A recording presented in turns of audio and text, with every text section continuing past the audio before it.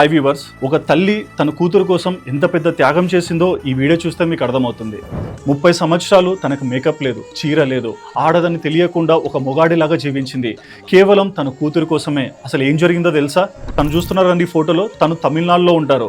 30 సంవత్సరాల ముందు తనకి పెళ్ళయింది, అంత బాగానే ఉంది. తనకు పెళ్ళయ్యే టైంకి తనకు ఒక కూతురు కూడా పుట్టింది, గ్రోయింగ్ స్టేజ్లోనే ఉంది. కానీ అదే సమయంలో విధి ఆడిన విచిత్ర నాటకంలో తన భర్త చనిపోయాడు. ఇలాంటి సమయంలో తన కూతుర్ని సొసైటీలో సేఫ్గా పెంచాలంటే ఎలా అనే భయం తనకు ఎక్కువైపోయింది. ఒక విషయం మీరు చూడండి, తను రిచ్ కాదు, తనకేం చుట్టుపక్కల 10 మంది కూడా తెలియదు.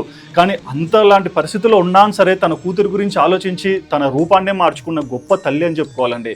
ఎందుకంటే సొసైటీలో మనకంటూ ఒక ఇష్యూస్ వచ్చినప్పుడు చాలామంది మనం దానిలోంచి ఎలా బయటపడతామో, మనకెందుకు ఈ తలనొప్పి అనుకునే స్టేజ్లోకి వచ్చాం. అది బంధంలో కూడా మనం ఈ మధ్య ఎన్నో న్యూస్లో కూడా చూస్తున్నాం. ఎందుకంటే కొంతమంది స్త్రీలు పెళ్ళయ్యాక భర్తను చంపుకోవడం, లేదంటే పిల్లల్ని వదిలేయడం, లేకుంటే పిల్లలకి అన్నం తినే తిండిలో కూడా విషం పెట్టి చంపే రోజులు మనం చూస్తున్నాం.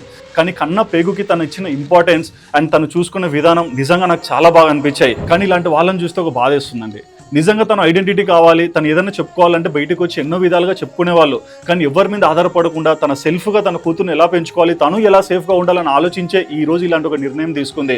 బట్ ఇలాంటి స్టోరీలు మీ ముందరికి ఎందుకు తీసుకొస్తున్నామంటే, సొసైటీలో మంచి కూడా కనిపిస్తుంది. ఆ మంచి ఎలా ఉంటుంది, ఆ మంచిని మనం ఎలా బ్రతికించుకోవాలంటే ఇలాంటి రీల్స్ చూసి దాని నుంచి మనం మోటివేట్ అయ్యి నలుగురికి ఉపయోగపడేలా ఉంటేనే మన లైఫ్ కూడా ఒక అర్థం ఉంటుంది. బట్ ఒక్క విషయం చెప్తాను, ఇలాంటి వాళ్ళు ఇలాంటి డెసిషన్ తీసుకుంటున్నారంటే సొసైటీలో వాళ్ళకంటూ సరైన రెస్పెక్ట్ కానీ లేకుంటే పాజిటివ్ ఫీలింగ్ అని కనిపించట్లేదు.